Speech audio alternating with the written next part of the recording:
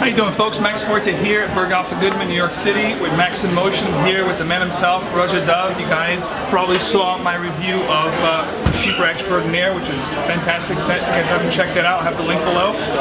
And I have the creator here to do a little quick Q&A. He's in New York City. I appreciate the time. Absolutely, my pleasure. I said when I was here I would, so here we are. It's great. Thank you so much for making the time. I know you're busy schedule all around the world. You know, this is a great launch, by the way. I'm so happy you sent me to do the review. So, just a quick brief history on the background of ROJA Dove, but before we get into that, what really got you into the fragrance world? You know, do you remember the age that you were when you first... 6 or 7. 6 or 7 years old. Okay. I remember the very first moment that I made a connection between a person, a place, and a perfume. It was when my mother came and gave me a kiss. She was going out to a cocktail party or a dinner, and I remember the smell of her face powder and her perfume, how she looked. And at that moment, I've always said I believe I was from the past, but I was born to walk down. That connection. In fact, you released the fragrance that captures the actual essence of your mother, correct? Called A Goodnight Kiss. My mother sadly died in 2009, but if she hadn't died, ROJA Parfums wouldn't exist. All the people who work for me would be working for somebody else. I wouldn't be sitting here with you. And so it goes on and on. That whole childhood moment is what sparked the whole... Totally that. It's amazing. So that was a pivotal moment. And so I wanted to create something as a memory to, or a legacy of my family name, but that's really what ROJA Parfums is. And that's beautiful, beautiful. So let's discuss the newest release, Chypre Extraordinaire. What was the thought behind this fragrance? I mean, I love Chypres. It's, you know, certainly a classification that's been around for decades or hundreds of years. So tell me a little bit about this creation. So nobody knows really who first invented the Chypre. I'm sure you know that. The modern Chypre was first created in 1917 by Forti, and then it went off in two directions: Jacques Guerlain with Mitsuko and Ernest Beau with Ernest Beltrop with Tabac Blanc. So I've always loved Chypres. I don't like them, I love them, and anybody who really knows my work knows that I do okay Chypres because I have a vested interest in them. So you're very critical of the Chypre, unless they're perfect. And they're really difficult perfumes to make because they're cruel perfumes. Because if you have any mistake in the formula, you can't hide it. It shows out. It'll be sharp or pungent. Well, you just see it. You just smell them. There's nothing to hide. So the perfumes which have these violet-colored caps tell you that the perfume is something to do personally with me. So it's from this collection we call Haute Luxe. Very deep and heartfelt collection. Yeah, well you have the perfume I make for me, which a lot of people call Haute Luxe, so its name is actually ROJA, it's my name. We make 250 bottles of it a year. We launched on 25th September, which is my birthday, and that's the scent I wear. I never wear anything but it. Now another perfume in that collection, which is called Great Britain. I am very proud that I was asked by the government to be an ambassador for my country. That's not a small thing. There are 30 people who are creative ambassadors. I'm one of them.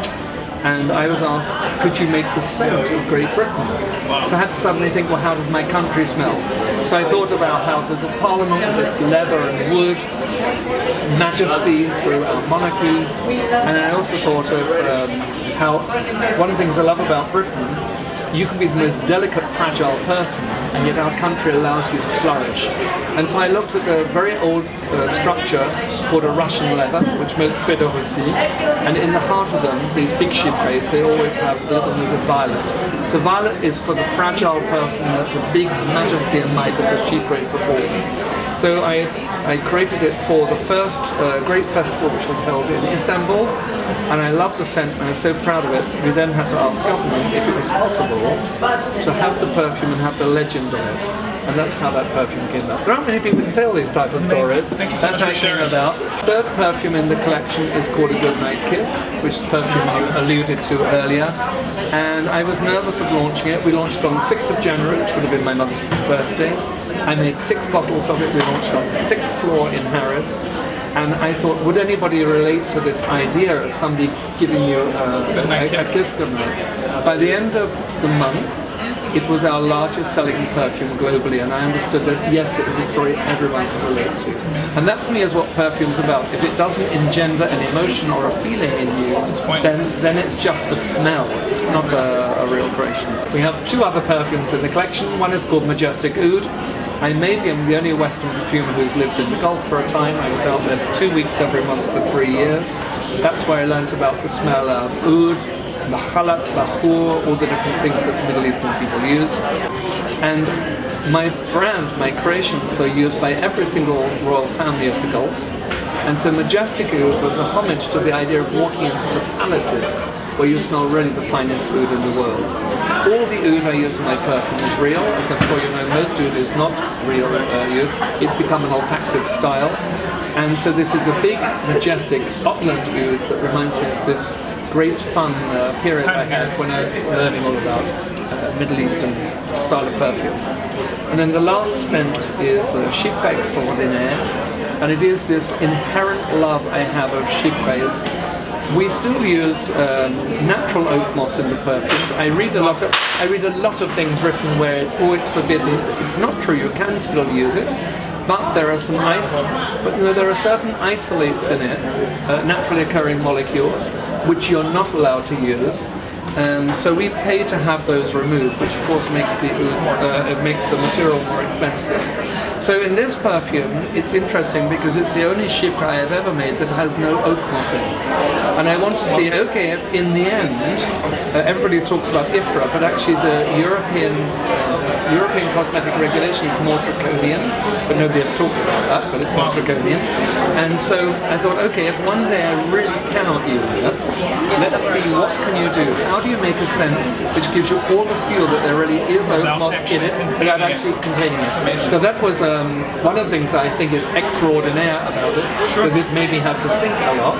And then I also put a material in there that you wouldn't expect to be there, which is tuberose. So how do you make a scent which is inherently warm and dry, but doesn't have the sweet headiness? And I think a lot of that, the tuberose is natural, a lot of tuberose you smell is synthetic. So many people's idea of tuberose is not actually real. This sticky, cloying smell has nothing to do with tuberose. And real tuberose often has a very warm, soft, hay-like odor, which blends with the mossy notes. Which is done fantastically with this fragrance. Thank you very much. So thank you so much for a brief background and insightful, history of your company, which I greatly appreciate. I think, I speak for myself, but I know you guys watching at home, you know that ROJA is considered one of the most, refined, high-class fragrance, brands in the world today, and rightfully so. They blend their fragrances, using real ingredients, very well blended, very smooth, very long-lasting. So they speak for themselves.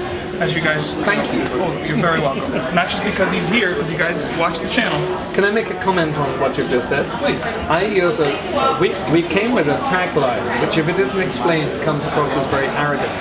It says the finest fragrances in the world. I'm absolutely not talking about my work.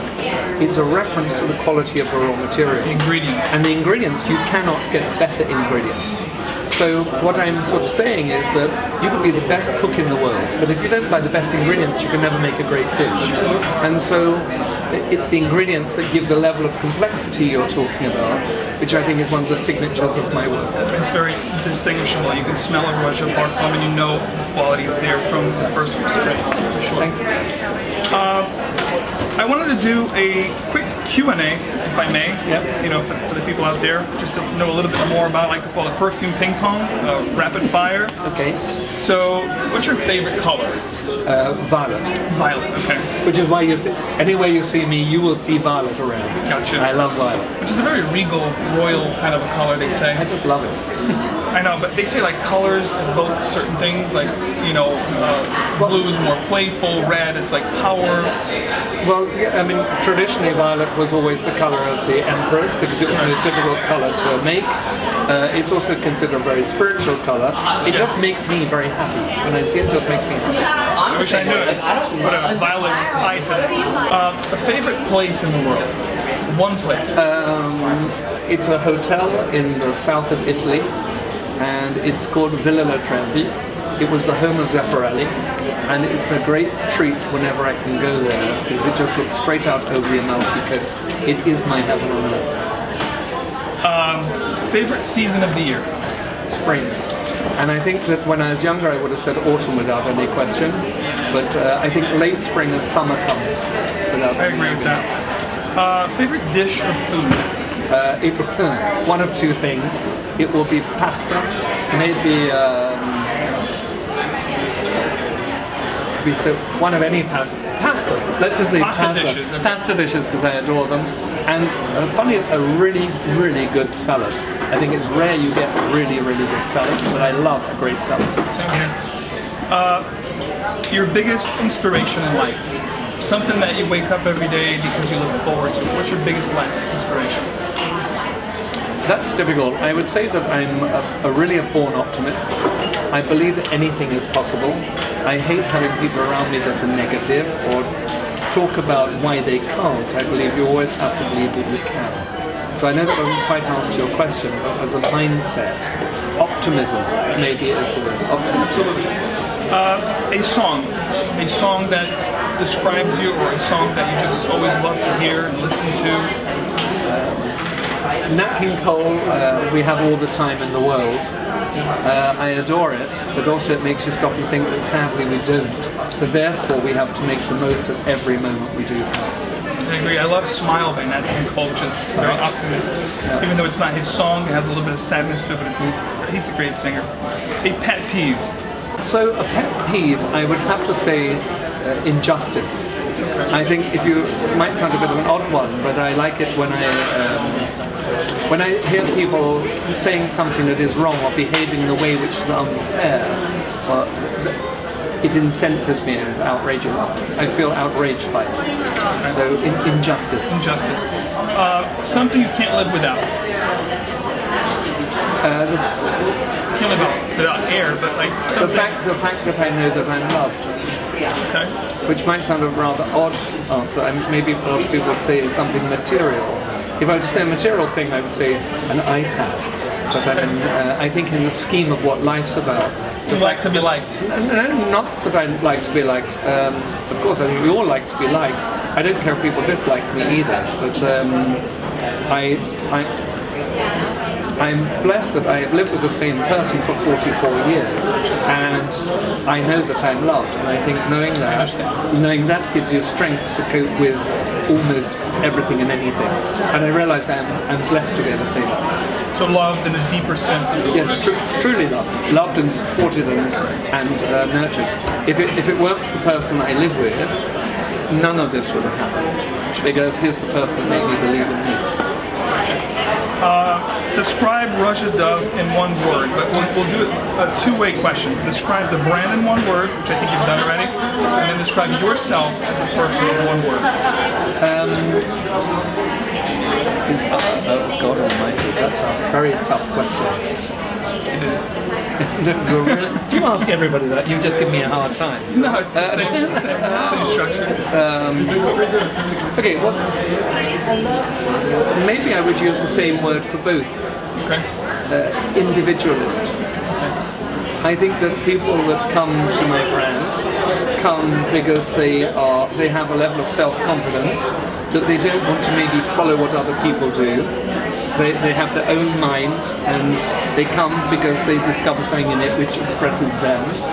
And I think if I think about me, I don't walk looking for people's approval of who I am. When I was younger, maybe I did, but I've got to the stage in my life where I'm comfortable who I am, and so that's what I would say. Gotcha. Is there any new releases we should be made aware? Anything you're working on right now, which I'm sure you're always working on great things, but what's the biggest and greatest that we should expect? Okay, well, the next thing that we'll be doing here in Bergdorf Goodman, which I know isn't quite what you're asking me, but it's a really important thing for us because this is our home in America. And we are creating a fabulous new counter which will come in the spring, and with it we will start to bring some things here which you can't at the moment buy in the States. I have literally just finished creating a whole new candle range, which I'm really, really proud of. We've made candles since we launched the brand, and they've won many awards by the industry, which I'm proud of. But we'll be bringing home scent to the States with some new creations in there. We will launch a new scent for women in March, and then there will be a collection of 4 something specials for men coming in September. You're the first person I've told that to, and it's really not out there yet. So, but at least you know it. Give a little preview. But it's just taken us a long time to set up, so I have to tell you something that nobody else has. The exclusiveness here to the channel. One last thing, so we can wrap up. You know, leave a message to our viewers. You know, for the holidays or for the fragrance world. You know, just a quick message to the folks out there that are watching us here. This Max in Motion, Bergdorf Goodman. Thank you so much again for making the time. Thank you. I'd like to thank all of you for your support, for coming and discovering my work. Thank you for wearing it, because you bring it to life. I'd like to wish you all happy holidays, health and happiness. It's the only thing in life that matters. And if you smell great too, that's got to be a good thing. Thank you. Thanks for watching, guys. I always say keep on spraying and stay fragrant. I'll see you guys in the next one. Thanks, Max. Thank you.